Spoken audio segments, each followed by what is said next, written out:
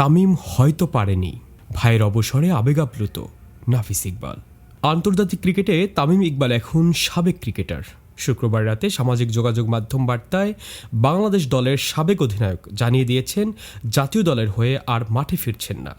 আন্তর্জাতিক ক্যারিয়ারের ইতি ঘটে গেছে। তামিমের অবসরে তাকে বিভিন্নভাবে শুভেচ্ছা, অভিনন্দন ও বিদায় জানিয়েছেন তার সতীর্থরা। তামিমের অবসরে এবার আবেগঘন পোস্ট লিখেছেন নাফিস ইকবাল। দুজনের বড় পরিচয়, ছোট ভাই বড় ভাই। তবে তামিমকে শুধু পরিবারের একজন হিসেবেই নয়, ক্রিকেটাঙ্গনেও বিভিন্ন রূপে দেখেছেন নাফিস। কখনো ঘরোয়া ক্রিকেটে একই দলের খেলোয়াড় হিসাবে, কখনো প্রতিপক্ষ দলের খেলোয়াড় হিসাবে, আবার কখনো বা জাতীয় দলের অধিনায়ক আর ম্যানেজার হিসেবে। মোটের উপর মাঠ ও মাঠের বাইরে তামিমকে এবং তার ভালো মন্দ প্রতিটি মুহূর্তকেই খুব কাছ থেকে দেখেছেন নাফিস ইকবাল।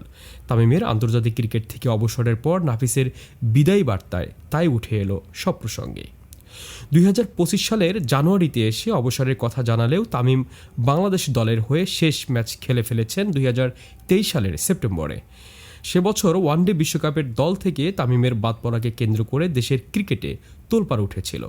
সে ঘটনাকে পুরো পরিবারের জন্য দুঃসহ উল্লেখ করে নাফিস লিখেছেন, তামিম হয়তো সেই ধাক্কা থেকে বের হতে পারেনি। 2023 বিশ্বকাপের আগে ওর সঙ্গে যা হয়েছে এটা ওর জন্য ছিল প্রচণ্ড এক ধাক্কা, যা সহ্য করার মতো নয়। ওই ব্যাপারটায় তখন আমিও ভুগেছি, আমার পরিবার ভুগেছে। পুরো পরিবারকে দুঃসহ সময়ের মধ্যে দিয়ে যেতে হয়েছে। কিছু মানুষ এসব জায়গা থেকে বের হতে পারে, আবার কেউ পারে না। তামিম হয়তো পারেনি। মাঠের ক্রিকেটে তামিমকে ভিন্ন ভিন্ন ভূমিকায় দেখার অভিজ্ঞতা তুলে ধরে নাফিস লিখেছেন, মাঠে প্রতিপক্ষ হিসেবেও ওকে পেয়েছি আমি। খুবই কঠিন এবং আপোষহীন প্রতিপক্ষ। আমার মনে আছে পোর্ট সিটি ক্রিকেট লিগে আমার বিপক্ষে দলে ছিল তামিম।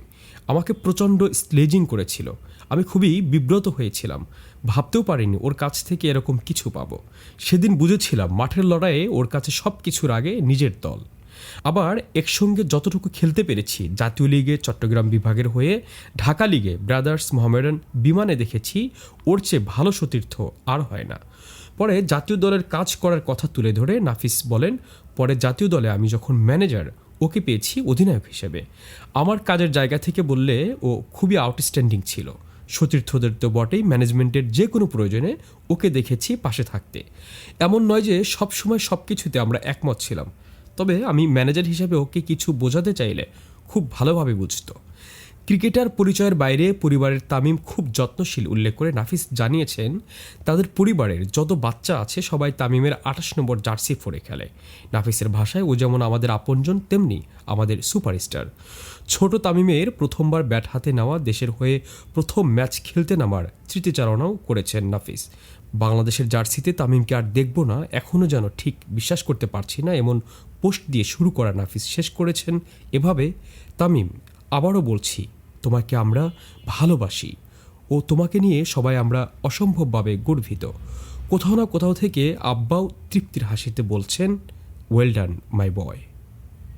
শাহ মোহাম্মদ ওয়ালিউল্লাহ, তরঙ্গ টিভি।